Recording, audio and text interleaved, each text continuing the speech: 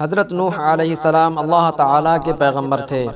آپ نے تقریباً 900 سال تک لوگوں کو اللہ تعالیٰ کی طرف بلایا، مگر آپ کی قوم کا جواب یہ تھا کہ آپ بھی ہماری طرح عام آدمی ہیں۔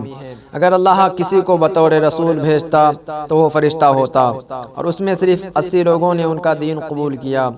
حضرت نوح علیہ السلام تمام رسولوں میں سب سے پہلے رسول تھے جنہیں زمین میں مبعوث کیا گیا تھا۔ ان کی بیوی کا نام واحلہ تھا۔ حضرت آدم علیہ السلام کے دنیا میں آنے کے بعد ان کی اولاد دنیا میں خوب پھلی پھولی، لیکن ایک مدت گزر جانے کے بعد وہ لوگ خدا کو بھول چکے تھے، اور ایک خدا کی بجائے انہوں نے مٹی اور پتھر کے کئی خدا بنا لیے تھے۔ نہ صرف ان کی عبادت گاہیں بتوں سے اٹی پڑی تھیں، بلکہ ہر گھر میں بت رکھے ہوئے تھے جن کی وہ پوجا کیا کرتے تھے اور ان سے مرادیں مانگا کرتے تھے۔ حضرت نوح علیہ السلام نے اپنی قوم کو اللہ تعالیٰ کے احسانات جتلا کر سیدھے راستے پر چلنے کی تلقین کی، اور اس بری راہ سے منع فرمایا جس پر چل رہے تھے، اور ان کو یہ بھی بتایا کہ اگر تم بتوں کو چھوڑ کر خدا کی طرف رجوع نہ ہوئے تو تم پر عذاب نازل ہونے کا خطرہ ہے، اور کہا کہ مجھے اللہ تعالیٰ نے تمہاری طرف اپنا رسول بنا کر بھیجا ہے۔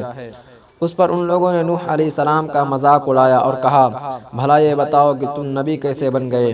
تم تو ہماری جیسے گوشت پوست کے بنے ہوئے ہو اور ہم میں بھی پیدا ہوئے ہو۔ تم میں ایسی کون سی چیز ہے جس سے ہم تمہیں نبی سمجھیں؟ اور اگر خدا کو نبی ہی بھیجنا تھا تو کسی فرشتے کو نبی بنا کر بھیجتا۔ حضرت نوح علیہ السلام نے اپنی قوم کو اللہ تعالیٰ کے احسانات جتلائے اور کہا، تم کو چاہیے کہ ان بیکار بتوں کی پرستش چھوڑ کر ایک خدا کی عبادت کرو، اور میں اس کی تم سے کوئی اجرت نہیں مانگتا، تمہاری ہی بھلائی کے لیے تم کو نصیحت کرتا ہوں۔ حضرت نوح علیہ السلام نے کوئی 9.5 سال تک اپنی قوم میں وعظ و تبلیغ کی اور کوشش کی کہ وہ خدا واحد کے سچے پرستار بن جائیں، مگر ان پر کوئی اثر نہ ہوا، بلکہ نوح علیہ السلام وعظ فرماتے تو ان کو ٹھٹھوں میں اڑاتے، کانوں میں انگلیاں ٹھونس لیتے تاکہ ان کی آواز کانوں میں نہ پہنچ جائے۔ صرف چند لوگ تھے جو آپ پر ایمان لائے۔ قوم کی یہ سرکش اور نافرمانی دیکھ کر نوح علیہ السلام نے اپنے رب کو پکارا کہ اے اللہ، میں تو اس قوم سے تنگ آ گیا ہوں، اب تو ہی ان سے بدلہ لے۔ خداوند تعالیٰ نے نوح علیہ السلام کو حکم دیا کہ ایک کشتی بناؤ، اور یہ بھی حکم دے دیا کہ دیکھنا، اب کسی کی سفارش نہ کرنا، اب ان پر ضرور عذاب نازل ہو کے رہے گا۔ حضرت نوح علیہ السلام خدا کے حکم کے مطابق کشتی بنانے میں لگ گئے۔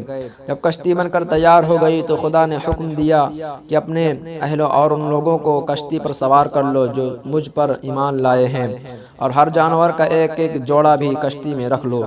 جب سب لوگ کشتی میں بیٹھ گئے تو خدا کے حکم سے زمین کے سوتے پھوٹ پڑے، اس کے ساتھ ہی موسلا دھار بارش شروع ہو گئی، زمین پر پانی بڑھنے لگا اور نوح علیہ السلام کی کشتی پانی میں تیرنے لگی۔ پانی بڑھا تو نوح علیہ السلام نے دیکھا کہ ان کا بیٹا پانی میں ڈوبنے لگا ہے۔